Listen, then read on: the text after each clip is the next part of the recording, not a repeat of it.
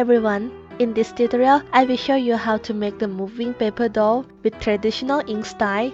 It's also compatible with Script Studio X and Pro version. To draw in traditional ink style, I use texture pen. You can find it in PenSub too. You can adjust the stabilization for smoother stroke.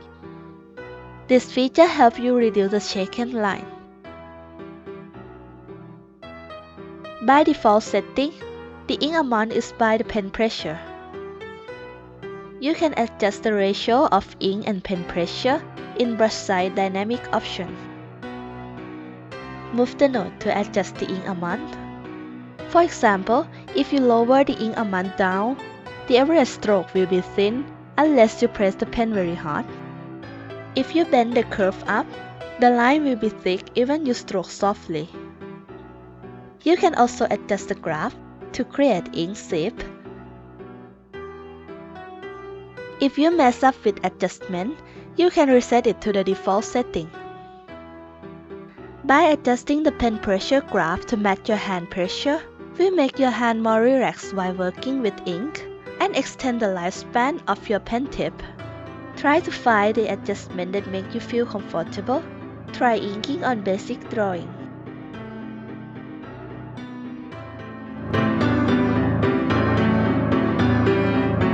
For the design, I start with a simple sketch of a witch girl in dress, then add the cloth detail and some Gothic style decoration such as lace or religion symbol on the coat pattern. I use the layer color icon to toggle the color for the sketch layer. Adjust layer opacity, then create new vector layer and start inking the outline first.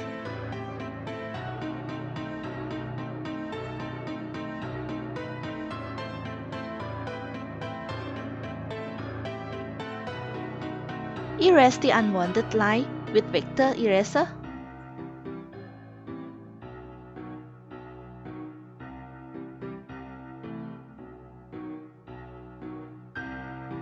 Use the Adjust Line Weight tool to add thickness to the edge.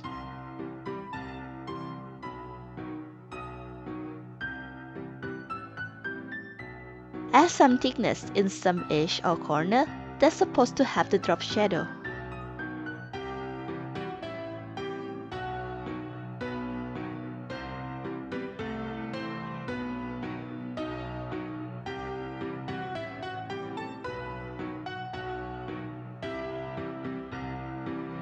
When the outline is done, add the details such as frill and lace.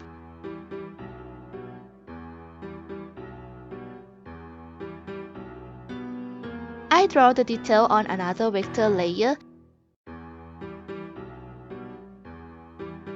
then toggle the layer color to clear up the overlap parts.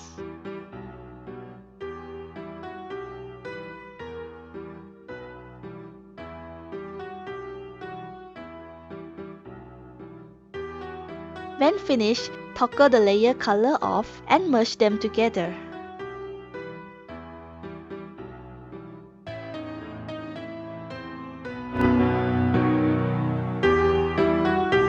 Let's start the shading process. Create new raster layer and fill the color to the drawing.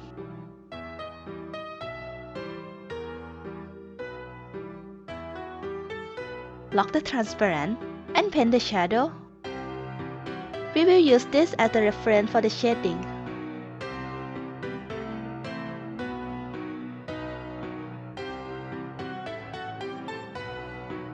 Create new layer for the ink shading. It can be vector or raster layer. If you draw on vector layer, you have to fill the black area in another layer. The basic shading technique with ink is about ink direction, size, and density. To keep the ink clean, keep the stroke in the same direction related to the surface area or texture. If there is some connected area of the cloth, left some white edge. To fill the black area, create the closed area and use the close and fill tool.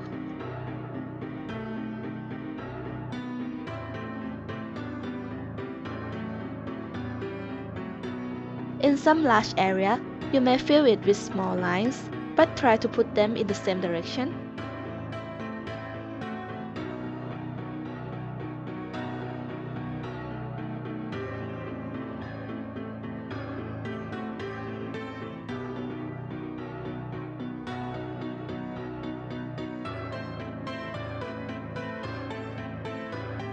In the lighter color part, use thinner line and less density. The high contrast in folding area make the shiny look. For the hair, keep the shading direction with the hair direction.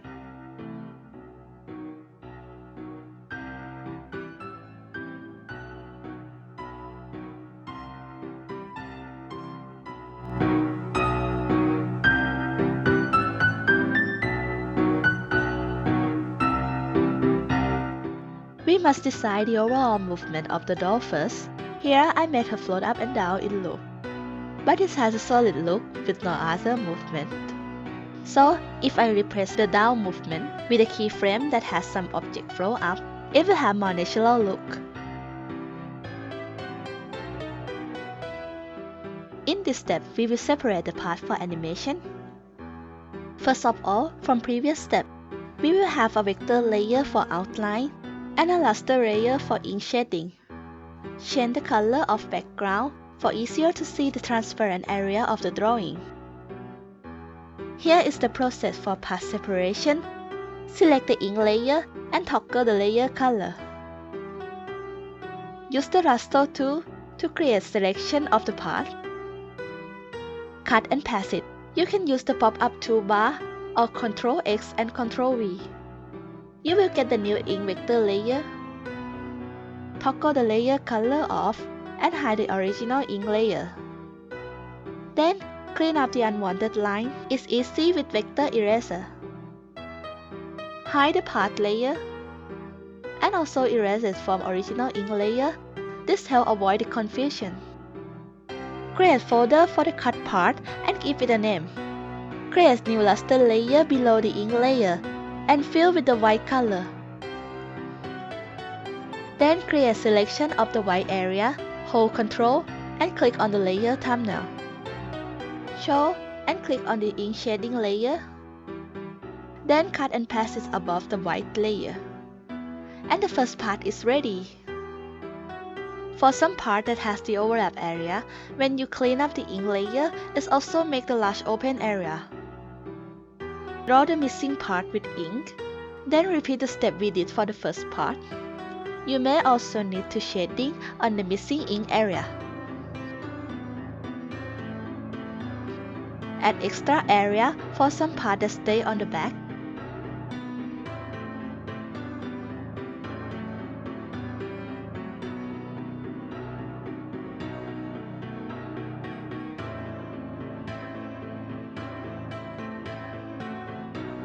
There is also some part that complicate to move the whole area. Try to separate it by using the background color as a cutting edge. For example, the skirt is divided into 3 parts. When you finish, convert the part folder to File Object. Right-click on the layer, File Object, and convert layer to File Object. Set the area to Drawing Area. This will make the transform size fitting to the object. You can add the pattern by editing the file object directly.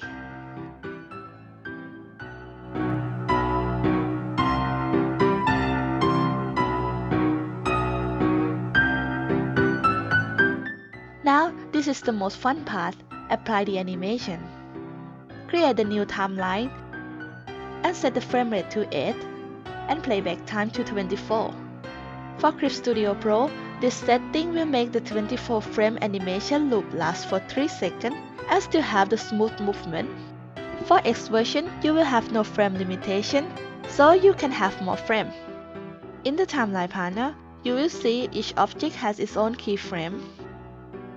For the skirt that has 3 file objects, I placed them together in a folder. Hold Shift and select all the object layer and enable the layer keyframe. In the timeline panel, click on New Keyframe icon to create keyframe at the first and the last frame. This will make initial keyframe for the loop. This initial start and end keyframe will be the down movement of the animation. Select the middle frame of timeline and create new keyframe too. Use the Move tool to shift all objects up. This keyframe will be the up movement of animation.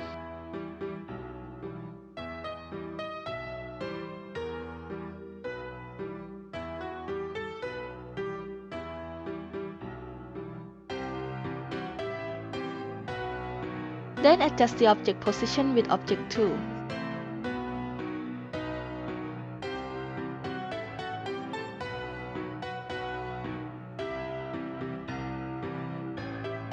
Now we have all basic movement for the paper doll.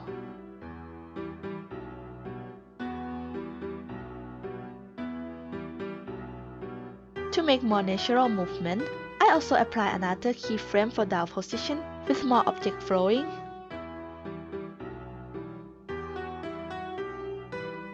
If the timing is not yet satisfied, right-click on the timeline, then insert or delete frame. This is easier to shift all the keyframes at once.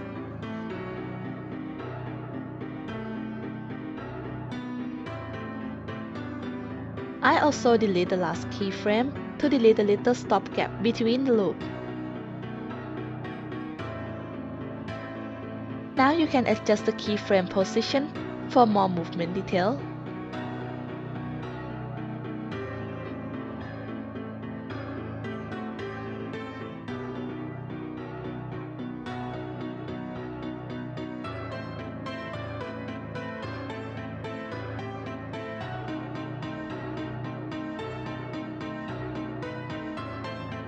For the face, I duplicate the face layer and edit the eyes.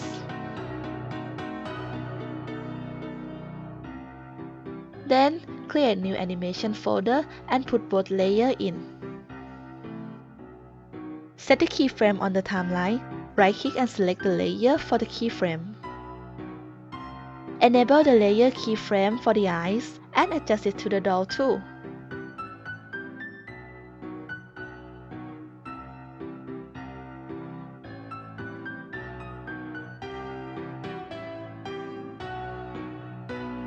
To make the paper edge, select the object and enable the border effect.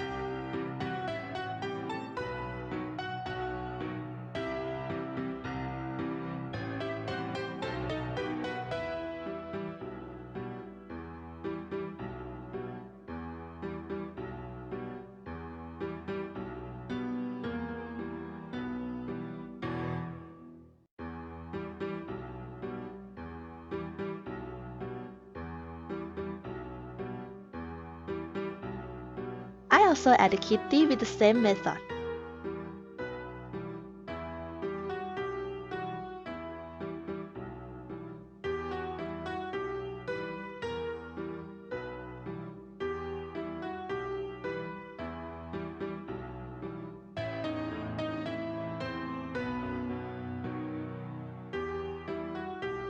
You can convert the layer to image material layer if you are not going to edit it in future.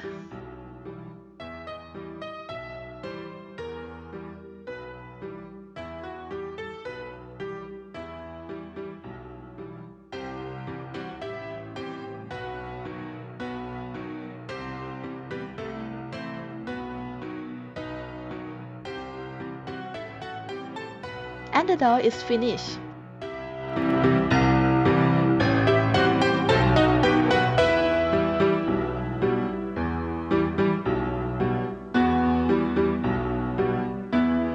For the background, I simply draw some Gothic pillar using the symmetrical ruler in another file. There is also some material ready to use from Clip Studio Asset.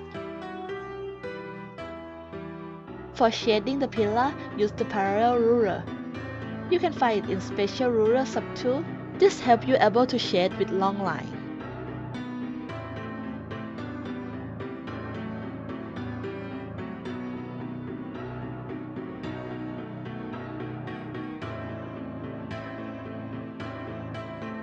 When the background is done, create a timeline with the same setting as the paper doll. Import the doll on the canvas. Go to File, Import, Create File Object. Remove the background layer from the paper doll file to make it transparent. I also add the starry sky to the background. Paint the star with spray tool on 2 layers.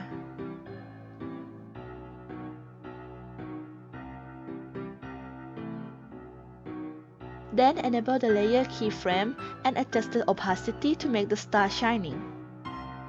You may also add the border effect to the doll to make it more pop out from the background.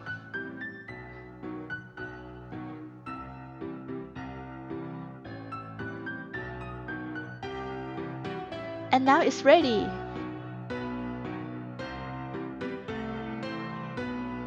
I hope this tutorial is useful for your creation. If you like my content, please like and subscribe. Have fun animating!